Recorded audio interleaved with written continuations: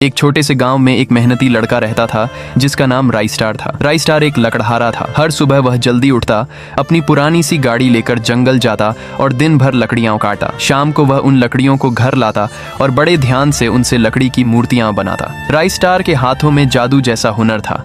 उसकी बनाई हुई मूर्तियां इतनी असली लगती थीं कि लोग दूर दूर से उन्हें देखने और खरीदने आते थे। और राइस्टार दिन ब दिन अमीर होता जा रहा था। एक दिन सुबह हमेशा की तरह राइस्टार जंगल गया। वह लगातार पेड़ काटा रहा। धीरे धीरे उसने आधा जंगल काट दिया। थककर उसने अपनी कुल्हाड़ी एक बड़े पेड़ के पीछे रख दी और कटी हुई लकड़ियों को गाड़ी में भरकर घर चला गया। लेकिन जल्दी में वह अपनी कुल्हाड़ी जंगल में ही भूल गया। रात हो चुकी थी। जंगल में गहरी शांति छाई हुई थी। हवा भी धीरे धीरे पेड़ों के पत्तों को हिला रही थी। तभी अचानक पेड़ों के पीछे से हल्की सी हलचल हुई। अंधेरे से एक अजीब सा दानव बाहर निकला। वह दानव पूरी तरह सोने का बना हुआ लग रहा था। उसका शरीर ऐसे चमक रहा था जैसे उसमें सूरज की रोशनी कैद हो। जैसे ही उसने जमीन पर पड़ी राइस्टार की कुल्हाड़ी उठाई, झमाक, कुल्हाड़ी अचानक सोने की कुल्हाड़ी में बदल गई। पूरा जंगल एक पल के लिए सुनहरी रोशनी से चमक उठा। दानव धीरे से मुस्कुराया और फिर अंधेरे में गायब हो गया। सुबह हुई। राइस्टार अपने घर में सो रहा था। अचानक उसे याद आया, अरे मेरी कुल्हाड़ी तो जंगल में ही रह गई। वह तुरंत उठकर जंगल की तरफ दौड़ा। जंगल पहुंचकर उसने घंटों तक अपनी कुल्हाड़ी ढूंढी। आखिरकार उसे वह पेड़ के पीछे मिल गई। जैसे ही राइस्टार ने कुल्हाड़ी उठाई, उसने देखा कि कुल्हाड़ी सोने की तरह चमक रही थी। राइस्टार थोड़ा हैरान हुआ,